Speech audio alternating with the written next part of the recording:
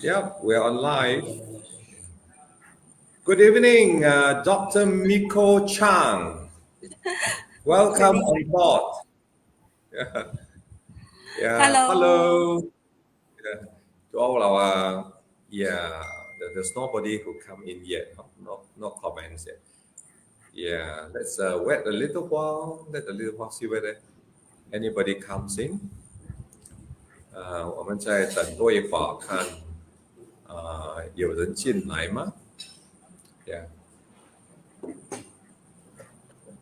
嘉顺看不到哈，还没有人进来哈。哦，有3个了。11 now. Wow, so fast, got 11 people already. Yeah. Hi. Oh, Clifford, Wei Chi. Oh, they've come in to comment as well.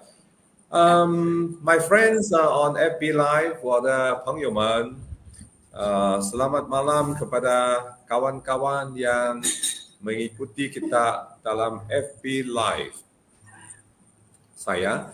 Dan malam ini saya ada satu tetamu hormat. Tetamu hormat saya. Nama dia adalah Dr Miko Chang. 今天晚上呢，我有一位非常有用心的有一位贵宾来参与我这一个FB Live， 他的名字呢就叫 Dr Miko Chang。如果你们有跟我的 FB Live 在去年吧，Dr Miko 我们是去年什么？去年 Yeah, 是还是2年？去年去年 Yeah. 是去年。We were on live a year ago. Kita ada bersama Dr Miko dalam 1 tahun yang lalu ya. Dan hari ini saya memang sangat bangga, sangat gembira dapat bersama Dr Miko lagi dalam FB Live saya. Dr Miko, 你好。 Hello, kabar baik. Salam Ya, sejahtera semua. Salam sejahtera YB. ya, salam sejahtera. 你可以告诉我 maybe you like to tell, I'm sure we would all like to know, Dr. Miko, how you have been doing over the last 1 year, and what do you do now? Maybe you can briefly introduce yourself.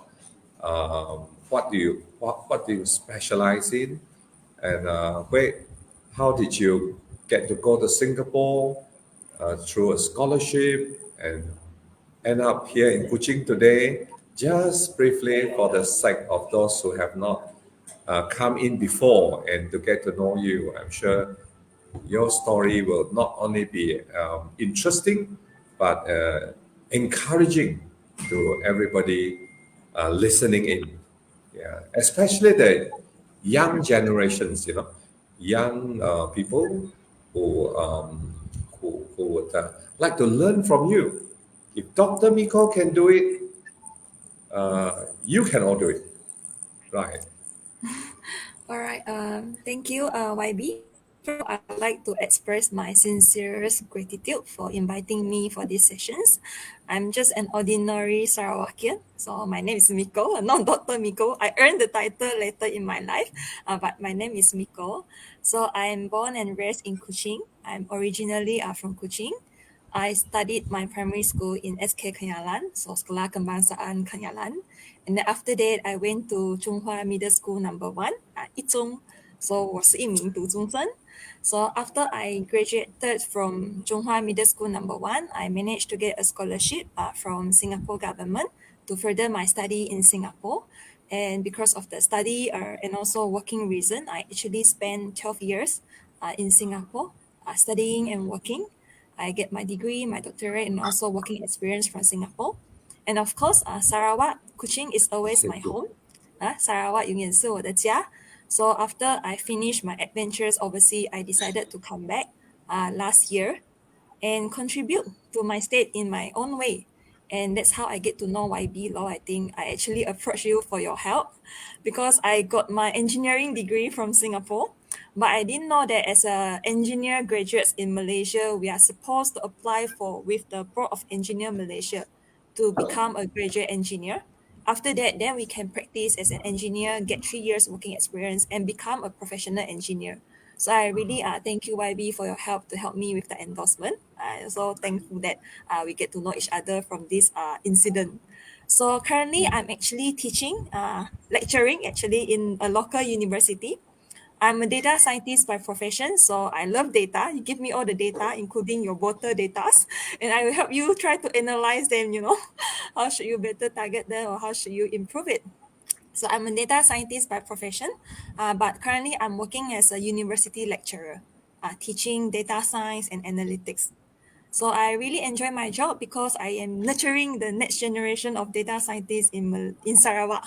So I like my job and I think it's something meaningful because it allows me to influence the next generation positively in my own way. Yeah, that's all about me. Of course, if they Wow. want to know about data science, they can ask me also. Yeah. Wow, Dr. Miko. Yeah, my friends on FB Live, our younger friends. Yeah, you know Dr. Miko better, and if you have questions for Dr. Miko, do feel free to pop your questions, and Dr. Miko will answer them later. Yeah. So, yeah, that's interesting, Dr. Miko. I I may have something that will need your help. Yeah, I may be getting some data I'm unable to decipher. Yeah, some data about my voters. Yeah, yeah. After this election, we work on it. Yeah. Yeah, thank you for telling me that. And yes, Dr. Miko, the last time I remember we were talking about politics in Sarawak, and I remember you were saying our government can be more proactive and um, be more how do you call it meritocratic, yeah, something like that. Yeah. It's been a year now. You've been back from Singapore. Um, I'm sure you have a good feel of how life is here in Kuching, and thinking about life in Singapore before. How many years were you in Singapore now? About 12 years. 12 years. Oh my Yeah. God, that's a pretty long time. But you still look 18 years old. From No, no. Yeah, it's the filter effect. a filter 照片, effect. 照片. Yeah. Oh no, I think you love your job. That's why you don't feel stressed. Yeah, you don't feel stressed because you love your job. So, my question would be, how do you find life in Sarawak? Yeah, how do you find life in Sarawak All right. That's a very good compared question. to Singapore? Yeah, Yeah. yeah, Thanks for compared to the your question. 12 years in Singapore. Yeah, I would say, personally, yeah, this is just my personal opinion. I think that life back in Sarawak is really more slow pace. I feel that after spending 12 years in Singapore, I was constantly stressed out, trying to be competitive because I need to maintain my scholarship and also need to build out my resume to get a good job in Singapore. Once I come back to Sarawak, I am actually having a difficult times to adjust back to the pace here. I wouldn't think that it's a negative thing, right? We are slower here, but you can see that maybe the stress level of the people here is also lower. No, because we just relax saja lah, that's the mentality. Good and bad. Good is that we enjoy life, we live in the present. We treasure everything that we have. Of course, for everything there are two sides of it, right? The good thing is low stress, but maybe the negative side is that we may not be that efficient if we are slow. So that's my feeling now. Of course, we need to find a balanced approach that we can still maintain our relaxed manner of doing things, but at the same time, try to increase our efficiency, hopefully through the help of technology. So I think Sarawak government is trying to digitalize the state through technology and digitalization. So I think that would be a good move. Thank you, Dr. Miko. Maybe for the I think election also, I think YB law, we can consider to have electronic voting, right, in the future instead of paper based. I mean, that's not very efficient. yeah. You're in the data, you're a data scientist, yeah. How would you do election electronically? Is it not subject to abuse? How would you be able to do it electronically? Can it be done election Um, electronically? I mean, we can open up our computer and elect from our home. I think that's a very good question. We for sure need to enforce some biometric verification to make sure that the voter is really the person itself, and then he or she can cast the vote. But you are right. How can we make sure that the person is really voting on willingly, right? So this actually direct me to another issue that we have in the university also. Due to the pandemic, we cannot have paper exam, right? Paper-based final exam, but we have to go to online exam. So how do we make sure that the student actually don't cheat during the exam? So we will need to install a special software to make sure when the student is actually assessing the online quiz, he or she will not go to the other screen, and we also have the camera on to make sure that he is really doing the exam on his own. So technology is already there, just that the process wise and the mindset wise, we still need to think out what is the best policy. But I think we will need to eventually move towards this direction in order to reduce the resources that we spend on election, and also to make sure the whole process is more efficient. Yeah, that has been a question on my mind for some time. Yeah, is there any countries that are doing voting on an electronic basis? Yes, I think so. Is it Let me real? check. Is it the countries that we are referring to? Or Estonia. you can check. Estonia is doing that. Yeah. Wow. So it has been done. So it's something possible. I see. But that's too far from Yeah. now. For now, we just need to make the process more efficient, maybe, for our end. Right, right, right. And yeah, talking about education, talking about slow pace in life. I mean, Sarawak seems to be getting economically better and better. Would you agree with me? I mean, with our 10% sales tax, 8 billion a year, with 1.5 billion income from the sales of energy to Indonesia by Sesco, and the coming potential income from hydrogen, methanol, our natural gas. We seems to be getting wealthier and wealthier each day by day. Mm-hmm. I do know that you are saying that when life gets better, we get lazier.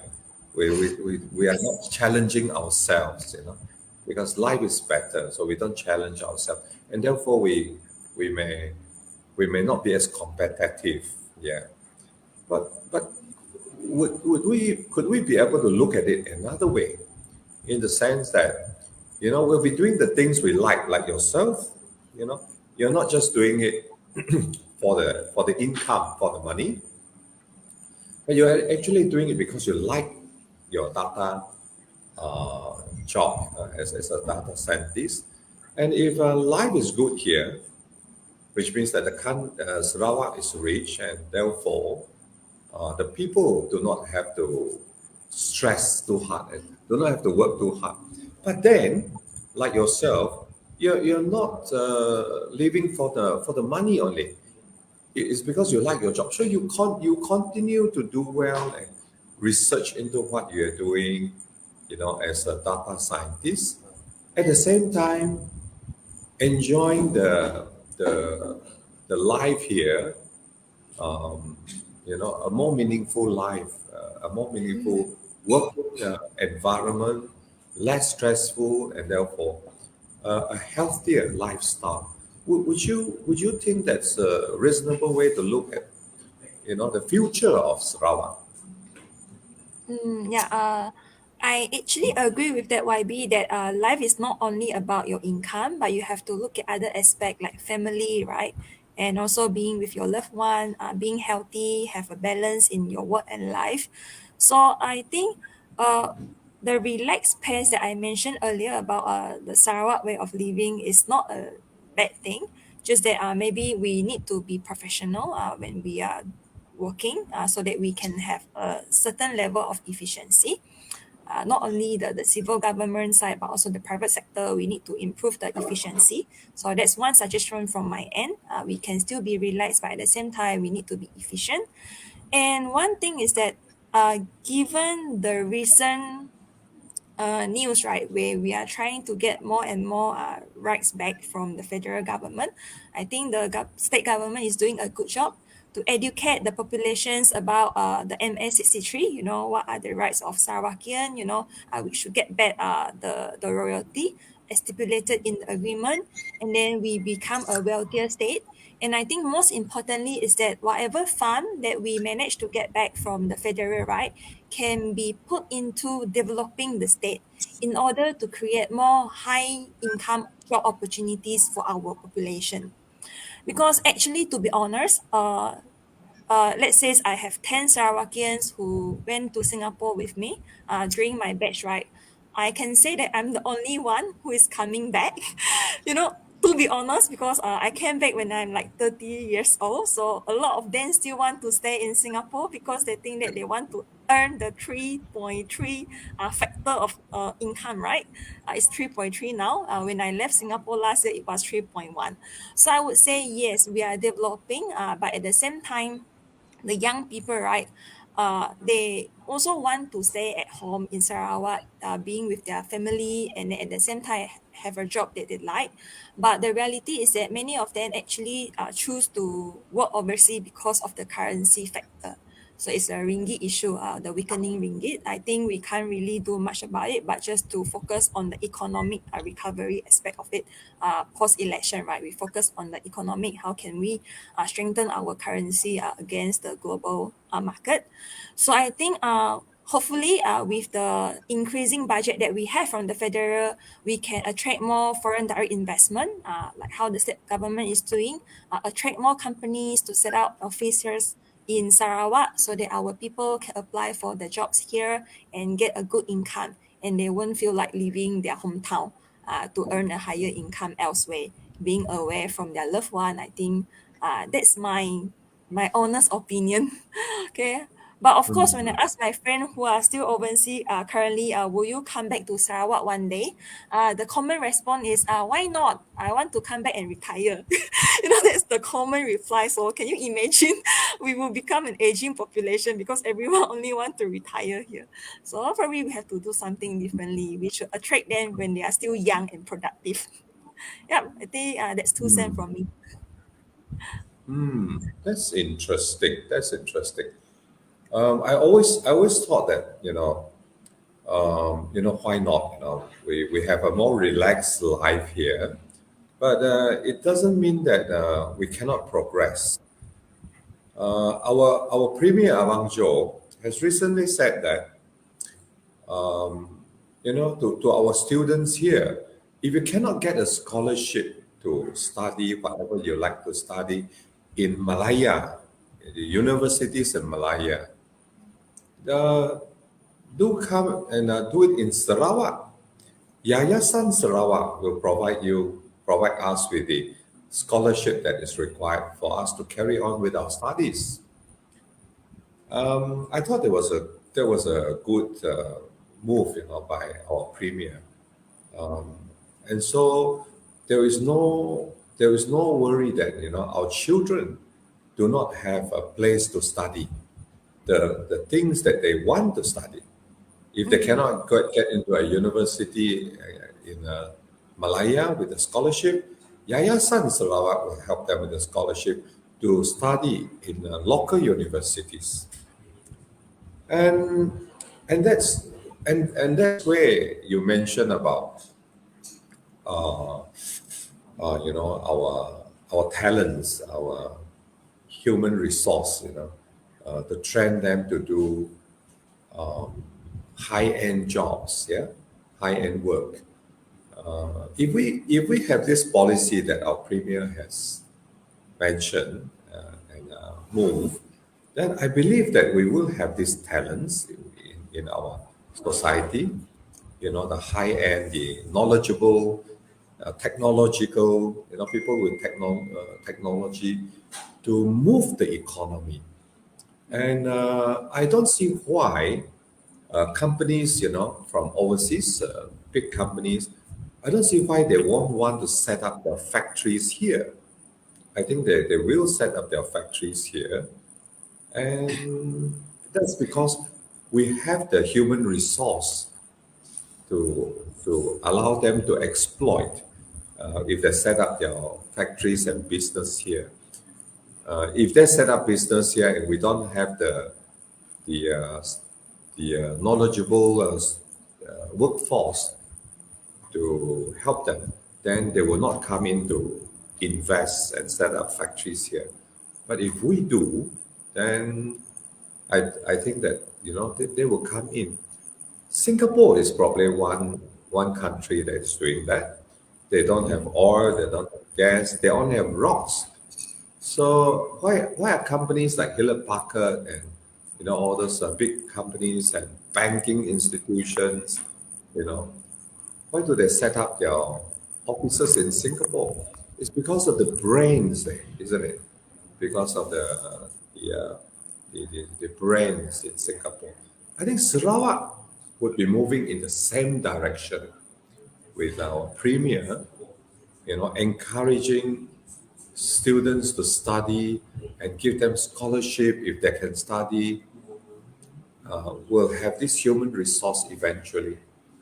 Yeah, slowly we have this human resource. And I like to think of it this way, Dr. Miko, I'm not sure whether I'm right.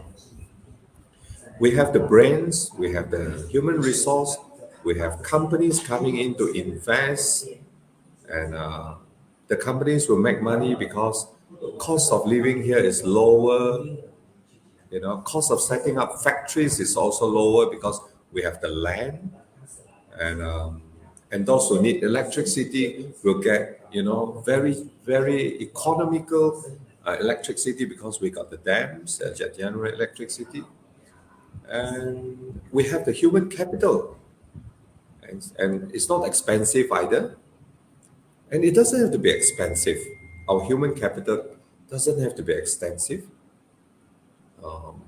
And people would not want to go over to another country to work just because the salary is very high, like for instance in Singapore.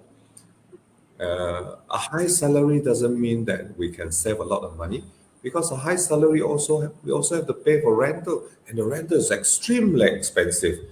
Like Singapore, Hong Kong, it's very, very expensive. Why not stay in Sarawak, where the salary may not be high, but the cost of living, the cost of rental, everything is also cheap. And if Sarawak government has got the money, then we don't have to pay income tax like Brunei. Whatever we earn, we keep 100%. Like Singapore, Australia, even you have to pay 40%, up to 40% in taxes from whatever we earn, isn't it? So even though the salary may not be high, we still have a lot of money because we don't have to pay for this, don't have to pay for that, because the country is rich. And so it's good for the companies as well who come in to invest. they don't have to spend too much on human capital, the cost of human capital, and they get a cheaper piece of land to build their factory because we have so much land, and we probably have enough money to put up infrastructure to attract all these investors, and we got cheap electricity, like I said, and so it becomes economical for companies to come in, and it becomes economical for companies to employ our workforce, and we Sarawakians will be able to benefit as well from these companies that come in. What do you think, Dr. Miko? I think that is good. Like we really need to create the ecosystem, where Sounds we like do. Sounds like fairy tale, but everything start with a dream. Right, our dream is really with good education and sponsorship from the government to these talents that we have in Sarawak. We can actually make sure we have talented people, from high quality education. That's the first step. And then second step is that we should have a business friendly policy from the government, to attract all these multinational company to set up the offices here, which can in return provide employment opportunities to our people, and then that's how we can become a prosperous state. So YB, I'm just curious, right? Because just now you actually mentioned something that is very interesting. You said that we can have our own tax policy, like we don't have to pay tax like Brunei. But I'm always like curious, what kind of autonomy can we have as a state, as a partner. Actually, I shouldn't use the word state. We are now a partner, right? So as Yeah. a partner in the Federation of Malaysia, what kind of autonomy can we have, as Sarawakian? I know that religion is one of them, education, but now you mentioned even the tax. So I'm not too sure about these rights that we are entitled to, as the partner, what is within our control and what are actually have to be detected by the federal. That's a very interesting question. Yeah, I'm probably a bit too quick to say that. Yeah, the Inland Revenue is a federal department, but under MA 63, we are supposed to get back 50% of all taxes collected. Mm. Yeah. So I think, whatever The taxes is keyword here collected, is suppose. huh? The keyword here is suppose. So are we not getting that back? Yeah. I think we are not, That's why we want to send 31 parliamentarians to parliament, and to yeah, 31 parliamentarians to parliament, and regain all these rights that we should have. It's all part of the constitution now, because MA 63 is now enshrined in the federal constitution. We have to thank GPS government for that, lah. And Tan Dato Sri Wan Junaidi, you know, before he retired as a parliamentarian, he was the one who actually moved this, and I, I couldn't believe it when 100 over parliamentarians, including West Malaysians and parliamentarians, actually raised their hands to agree to the to MA 63 being enshrined in the federal constitution. So yeah, if we get back 50% of our taxes, and if Sarawak is very rich, after we get back 50%, we can return it to our people. So even if we don't have to, if we don't have, if we have to pay tax, it'll be only 50%. West Malaysians pay 10 ringgit, we only pay 5, you know. So life is easier over here. Yeah. But life is easier over here doesn't mean that we're going to be less competitive, because people like yourself, you are data scientists. You're doing well, and yeah. So it doesn't. I don't think will be shortchanged or will be worse off because we're well off, and therefore we're going to be less competitive, lazier, and therefore less competitive. Yeah. All right, thank you, YB. Just now you mentioned that if GPS actually can win the election fully, right, we will have 31 parliamentarian representing Sarawak fighting for their rights, right? But I think the two-third majority is more than that, right? We need to have a two-third majority. So in the end, we have to actually partner with other parties to get what we want. So how would you view the situation, post-election? Because I know that Sarawakian, we know that we have a local party, GPS is our local alliance, but what will happen post-election? What is the direction or strategy?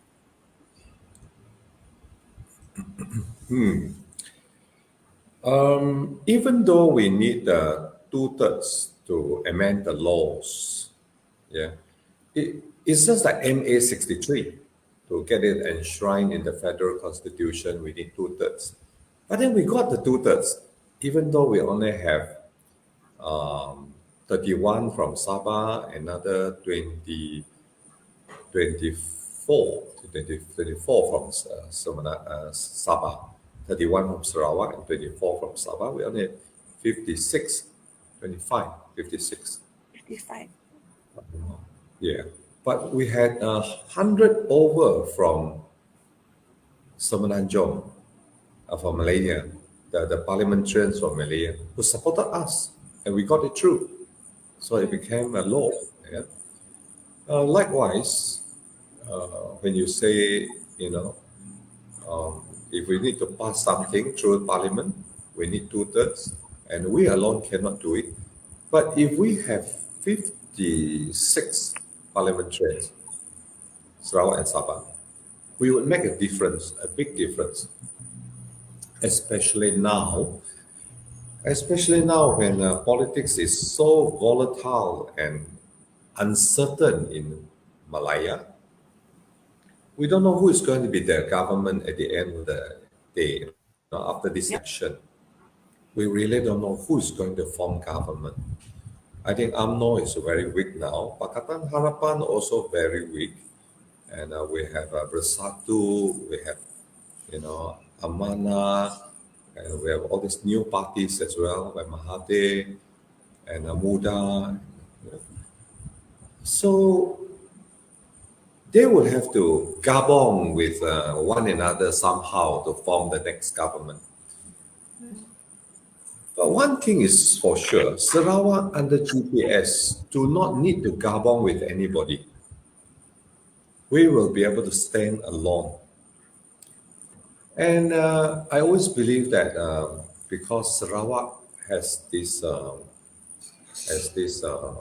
advantage, we have got 56 seats, and if we all stick together, we don't give our seats to any West Malaysian political parties lah.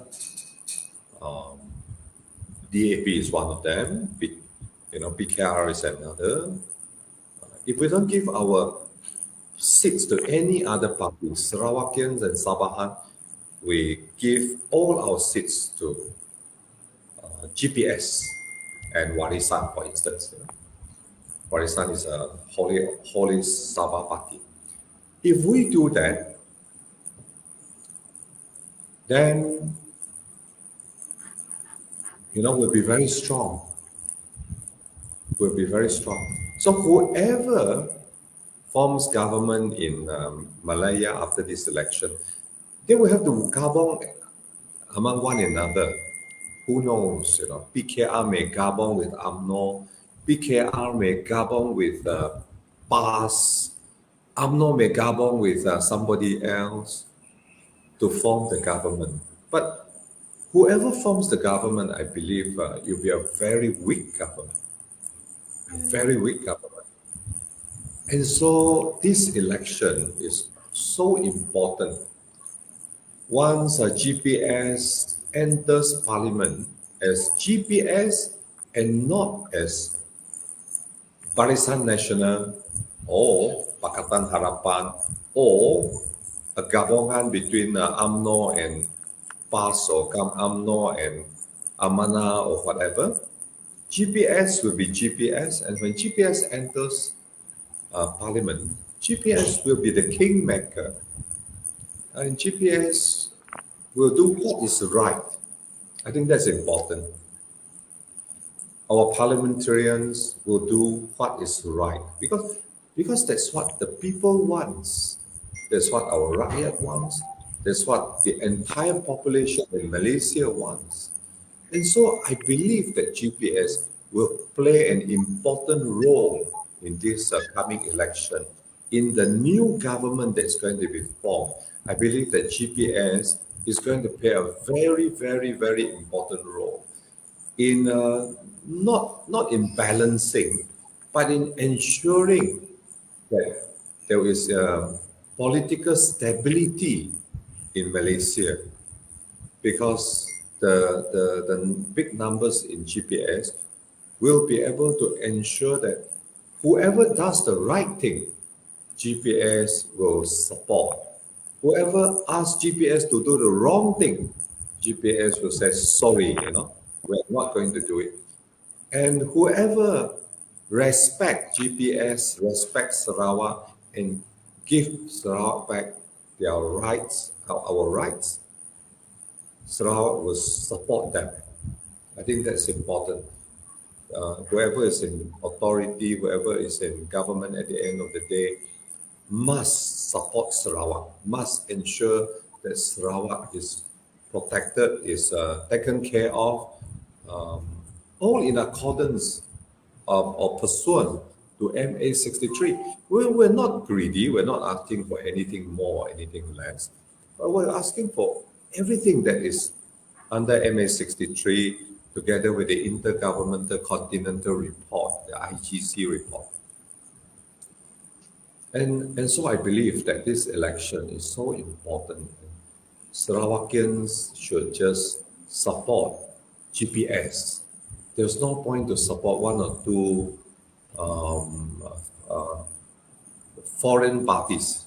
Sorry, lah, I'm just being not nasty. I mean, West Malaysian parties. There's no point because uh, they're selfish. I'm sorry to say, these West Malaysian parties are selfish. They only look after themselves. They never look after Sarawak. They only look after themselves. See what Mahathir did before the election. Oh, we must respect MA 63. And then Lim Guan Eng said, "Oh, without Sarawak, without Sabah, there is no Malaysia. We must understand why Sarawakians and Sabahans think and feel like that." But the 22 months was such a letdown. Was such a letdown. And I believe God has been fair. Mahathir only ruled for 22 months. And and the greed that some politicians have just destroyed the whole coalition back then. Yeah, the whole coalition. So, and we end up today with GPS back in power. Yeah, if I may put it that way. So I But I believe that think we play a very important role in this election. We're going to be the stabilizing force in ensuring political stability, and with political stability, the business will be able to grow. Be able to how do you call it? Will be able to prosper, and that's good for the entire nation. And GPS will always do the right thing. GPS will not do the wrong thing. Yeah. I Yes, think Dr. Miko. from the state election last year, we already like show with the result the people actually give a very strong support to GPS already. From the state election last year, I think the GPS really have a big win last year, we can anticipate similar result also in the coming general election, because I think as a Sarawakian, we are united and we know that we should take good care of ourselves instead of expecting others to take good care of us. But I think the Miss Cheong actually raised a very good questions that I often get from my friend also, where they are actually voters that just want to vote for the oppositions, because they do have a mindset that we cannot have, one party winning all the seats, right? We need to have some opposition's representative to have a check and balance. So we need to have 一点反对的声音. That's the mindset of the people.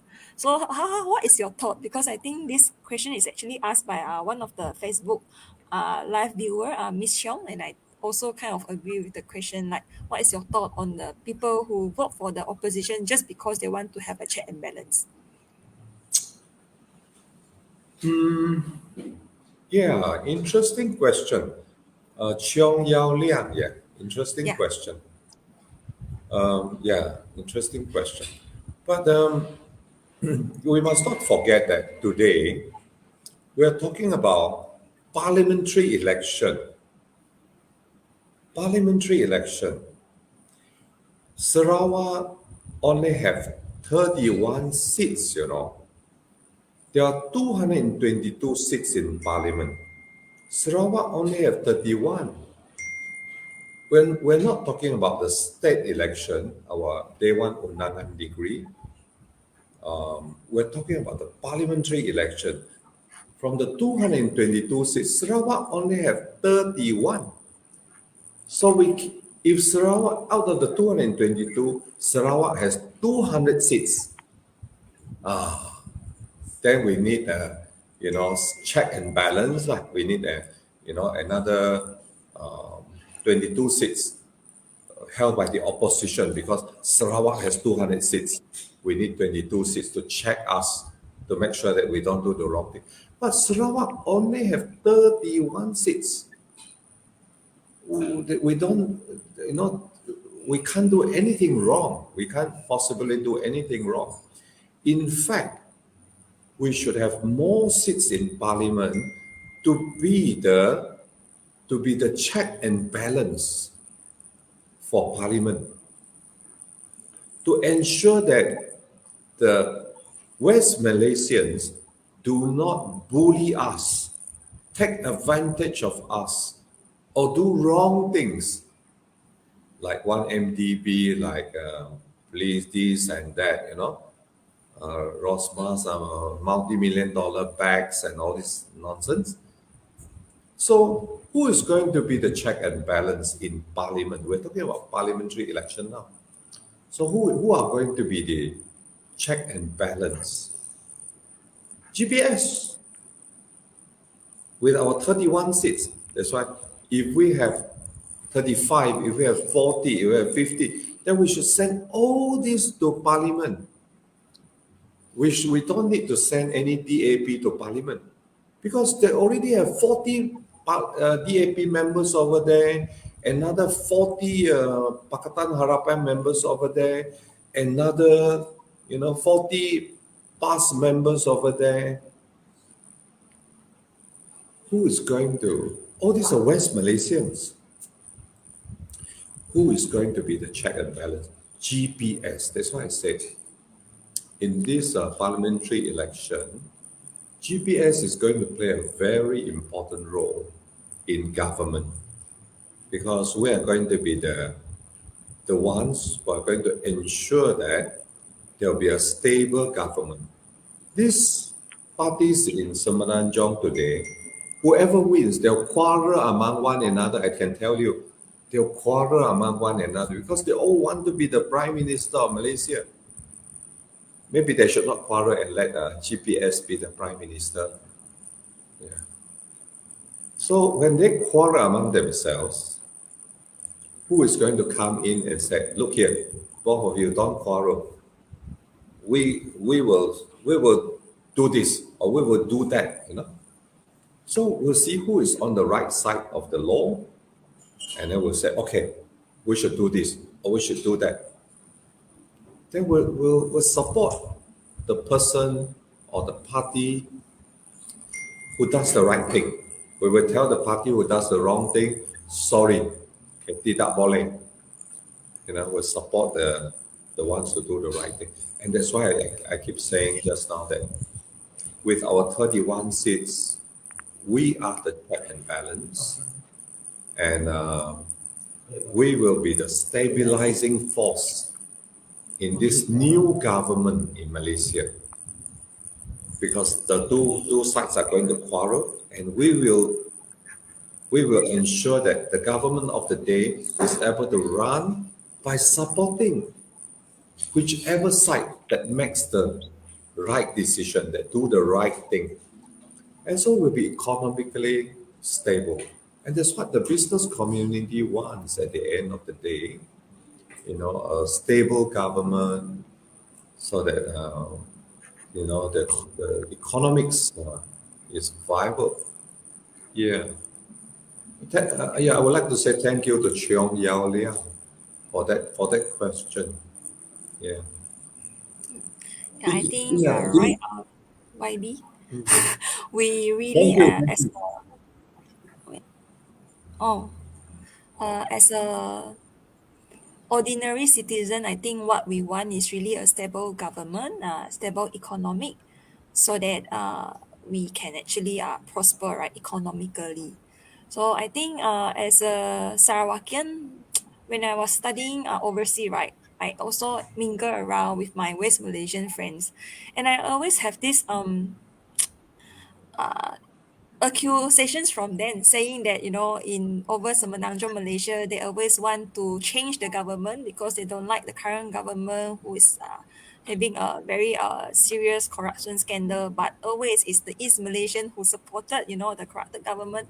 And I feel that we are actually in a dilemma because as a Sarawakian we also want our voice to be heard. We gained independence since 1963. We formed Malaysia, right, since 1963, and we already witnessed for half a century. We always get neglected, right, despite being the largest producer for oil and gas in the country. So I hope that the West Malaysian can also understand the the sentiment of the East Malaysian, regardless of the result that is going to be after next Saturday. Whatever the people of Sarawak we have, whatever that we have decided is really because we want to get back our rights as mandated in MS 63. I think that's the most important thing that they will know from the next election. I think there's another question from Clifford. If we can win 31 seats in the parliament in this election, what is the three things that you will do, YB? From Cheong, is it? From Oh, Clifford. from Clifford. Clifford, yes, Clifford. Three things that I will do. Celebrate. First thing, celebrate. Celebrate the occasion. Yeah, and that leaves two things. Yeah. Just kidding. Yeah. Well, there are many things that I would like to do. You remember? I don't know whether Clifford realized it or not. Or I think you would realize it, Dr. Miko. As you drive up Kuching Syrian Road, you notice at 15 mile at there's this roundabout. There's this silly little thing, that silly roundabout in the middle of the road. Oh, with just one Yeah. road, is it? Huh? Kuching The Syrian Road. roundabout is And you just one go, road. yeah. You when you drive back to Syrian, you come across this roundabout at 15 mile, a small roundabout. You drive at 80 kilometer an hour, and there you meet this roundabout in the middle of the road.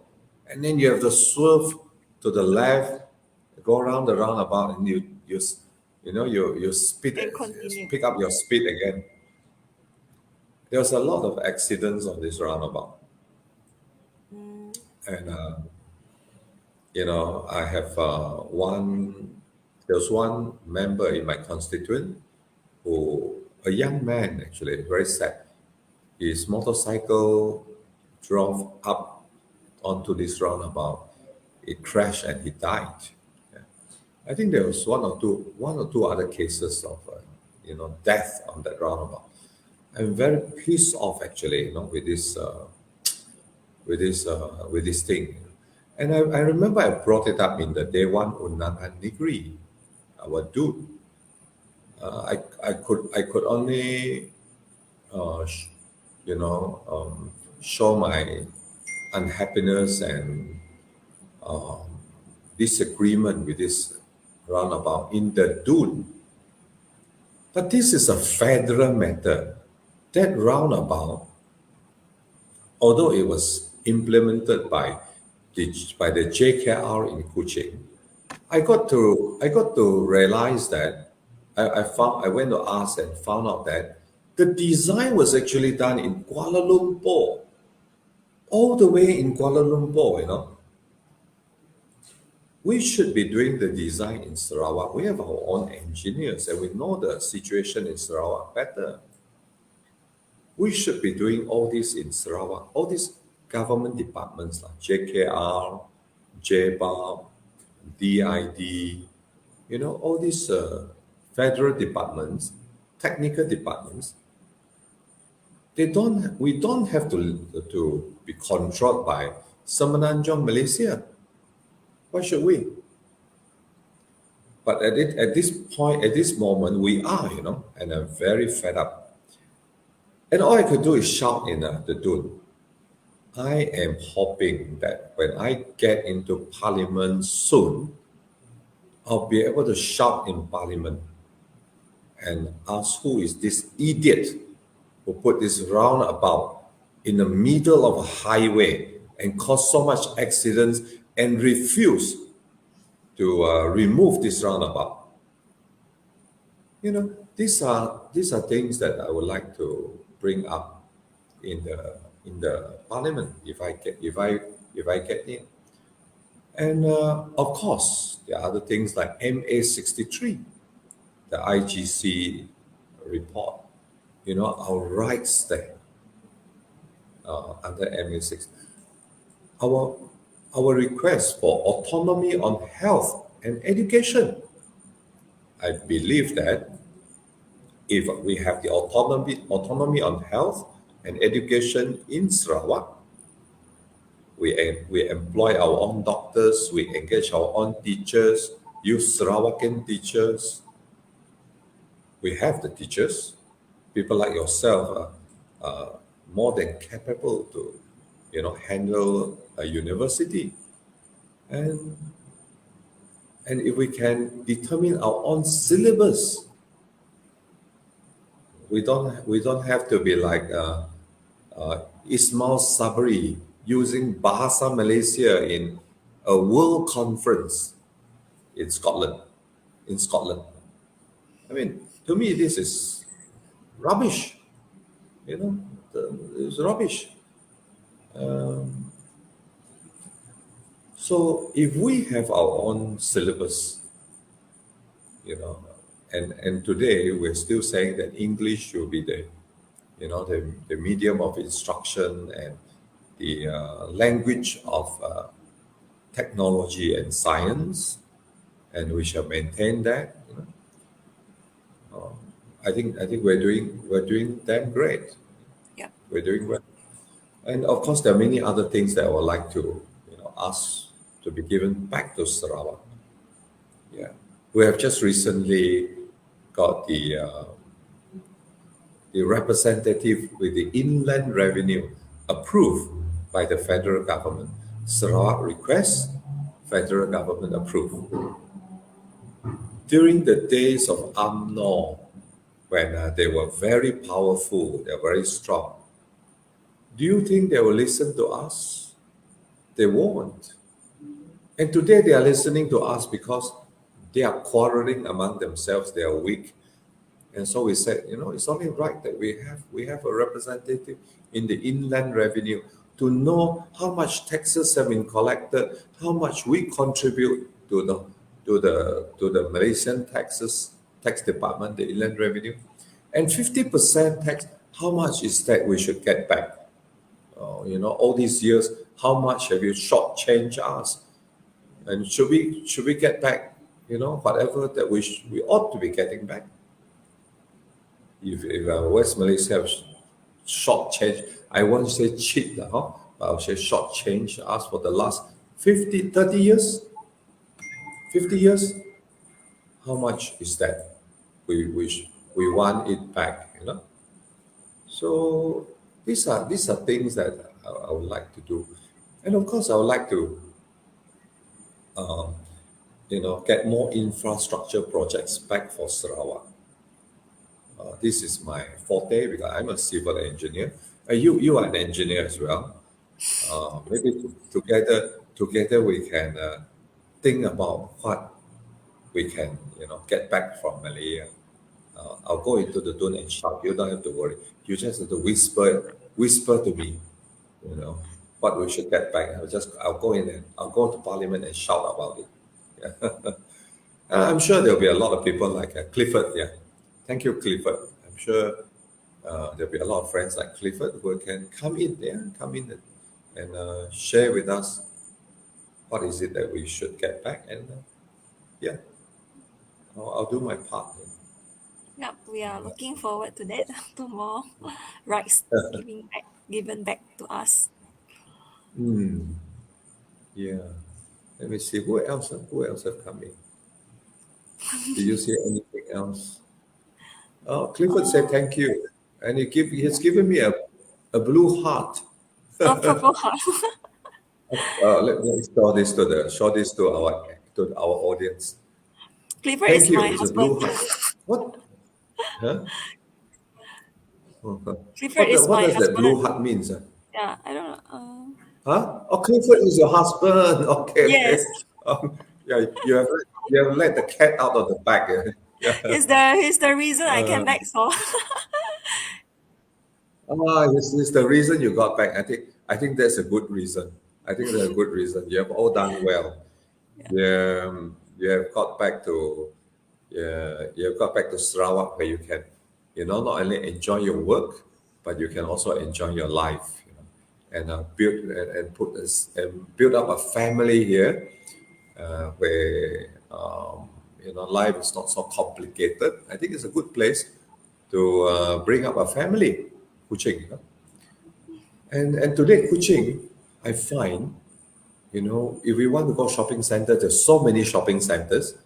And if we want yeah, clothing, there's so many brand names. I mean, I don't need a lot of, I don't need $1,000 clothing, but there are enough good brands around that we can buy. Yeah, and we want good food. There's a lot of good food in Sarawak. yeah. And I totally agree that might be because when I left Kuching 12 years back, right? I don't think the spring actually open yet. I left Kuching 12 years ago, but after 12 years I came back. There are so many changes in a good way. I would say more developments. No, so I think hopefully we can keep developing. Of course, we try to avoid issues like heavy traffic jam by better road planning, because I think I can also feel that compared to 12 years ago, the time taken from one point to another point is actually longer because of the heavy jam during peak hours. Hopefully, we yeah, will have better planning. and yeah, with the money we have, we're now planning for an ART, autonomous rail transit, a public transport that will serve us, well. I think that the timing is right. Our premier has got the timing all right. Our development is not so complicated at the moment. We have high rise, we have big buildings, but it's not complicated like Kuala Lumpur, where Yet, trying to build yet, yeah, not yet. yeah, not sure, yeah, yeah. Where if we build underground tunnels and stuff like that, it's going to be difficult in Kuala Lumpur. That's why they have LRT, yeah, like rail transit, on top of the roads, yeah, going around buildings and things like that. But I think our ART would do well. Is just like the bus on the road, and this one is actually running on a tarmac as well, a road as well, the ART. So I do look forward to this new mode of transport, and I'm hoping that one day we can also have, you know, yeah, buses, comfortable buses going, or trains for that matter, going all the way from Kuching to KK in Sabah. Then I can just take an overnight train. I'll reach Sabah and then enjoy the mountains and the sea. And then if we want the nature, we can you know enjoy it in Sarawak. The nature here in Sarawak. Yeah. So that's yeah. So Dr. Miko, yeah. It was nice. It was nice to have you tonight, Dr. Miko. Yeah. Likewise. Yeah. It's been a year since I last talked to you. Yeah, and I look forward to another meaningful and productive conversation with you. I think our viewers would love that as well. Yeah, our viewers would love that as well. Thank you very much, Dr. Miko. You just gave me a lot of ideas on how I should conduct my charamas in the next few days to come. Yeah, our conversation today gave me a lot of ideas on what I should say, um, on what I should do. Yeah. Um, yeah. One question for me, Dr. Miko. Um, yeah, we touched on check and balance, and I said that this is a parliamentary election. We are the check and balance, so we should send everybody into parliament. Is there any reason why we should not support GPS, Dr. Miko? Mm, uh, I would say after reading the history, when I was overseas, I get to read the history of formation of Malaysia, and I got to learn things that I didn't get to learn when I was in Sarawak. No, not from our textbook. Then I realized we should be an equal partner in the Federation of Malaysia.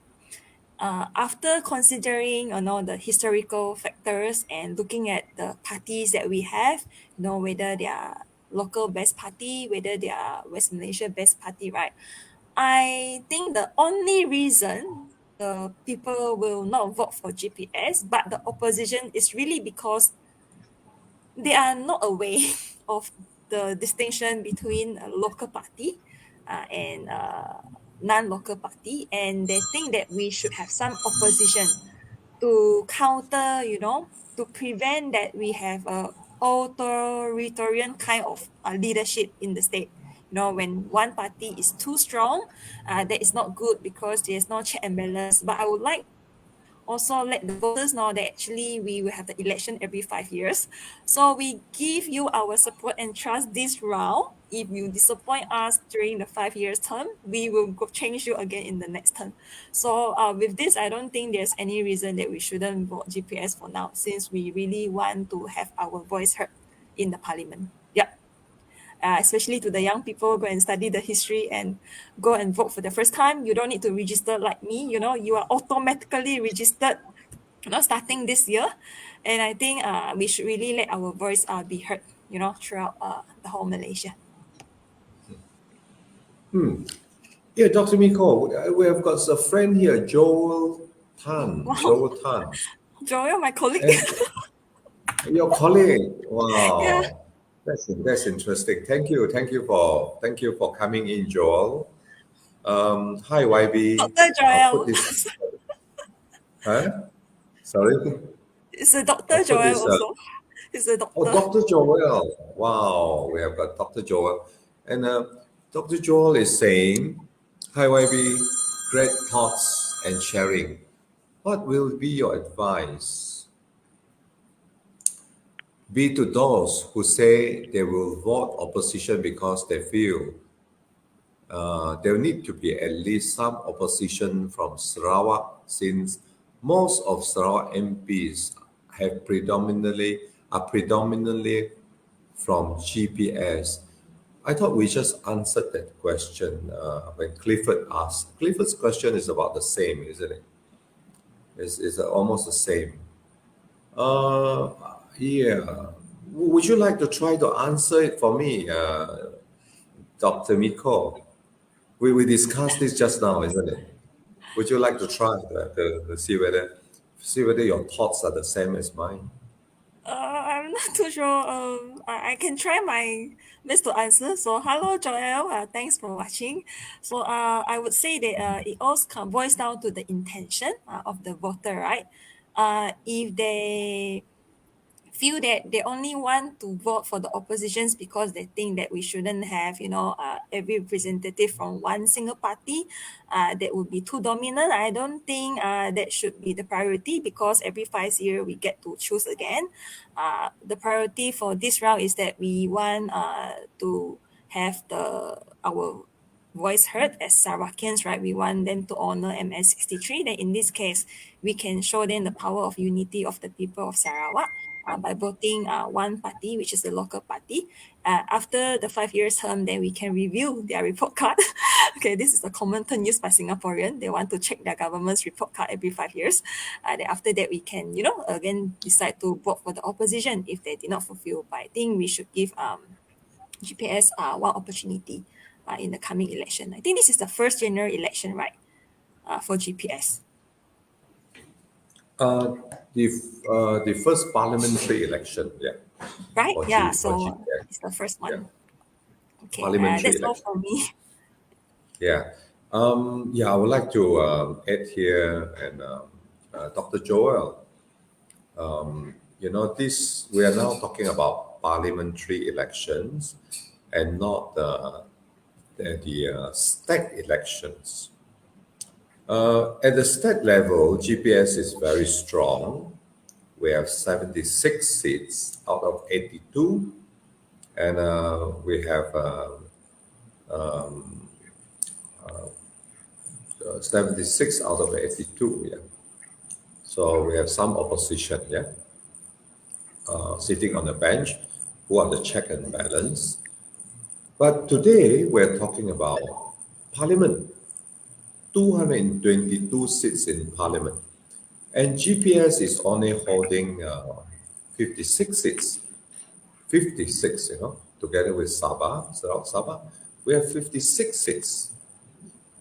And I think we are the check and balance, because out of the 226 seats minus 56, 100 over seats belongs to the, the federal side, West Malaysian parties, EABB, KR, Amana, MIC, and everybody.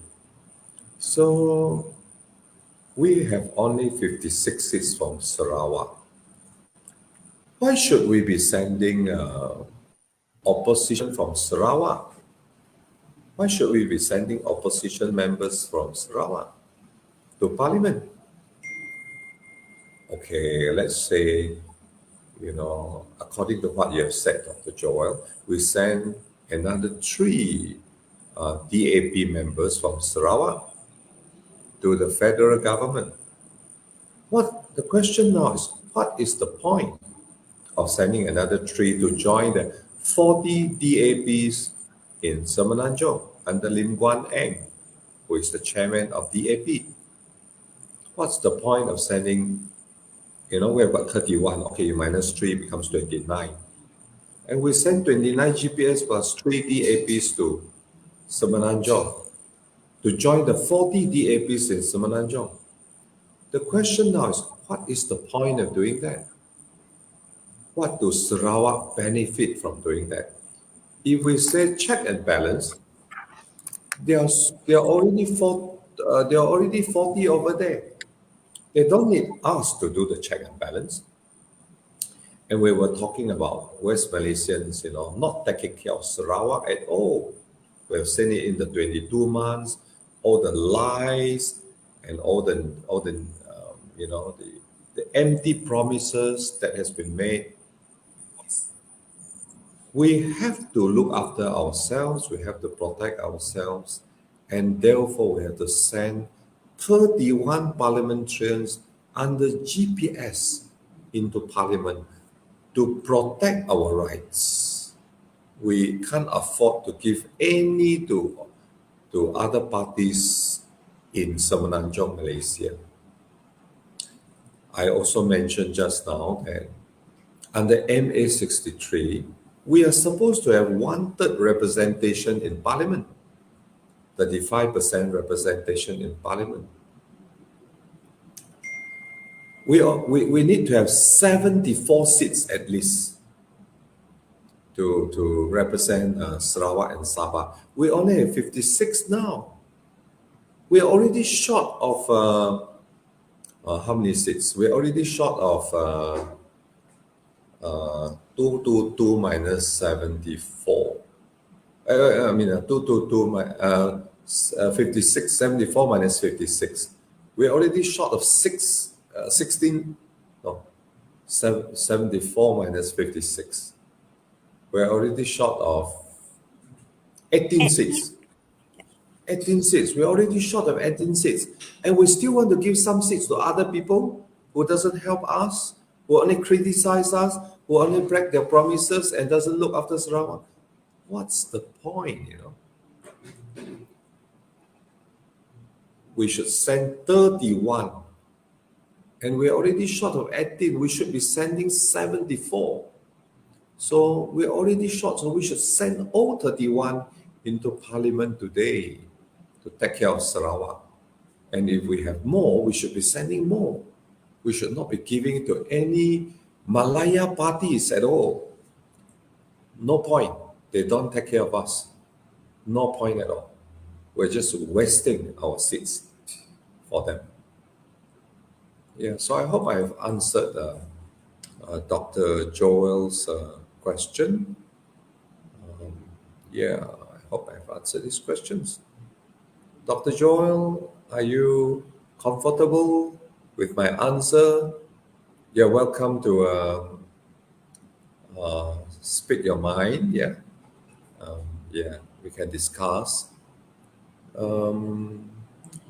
Dr. Joel has come in again. Thanks, YB. Convincing and valid points. Sarawak first should be our concern. Yes, indeed, Dr. Joel. Sarawak first should be our agenda of the day. And thank you, Joel, for your question, because it's important to me, because I'm trying to find out what people think. How people think. I mean, how our young people think. Young people are like yourself, Dr. Joel, Dr. Miko. You are the young generation. I'm the old generation.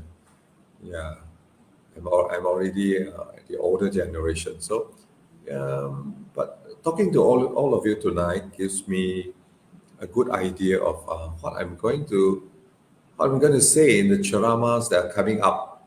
You've given me very good ideas of how I'm going to put my charama forward. Thank you very much indeed. Let's see whether there's any other comments on Tew Sandal.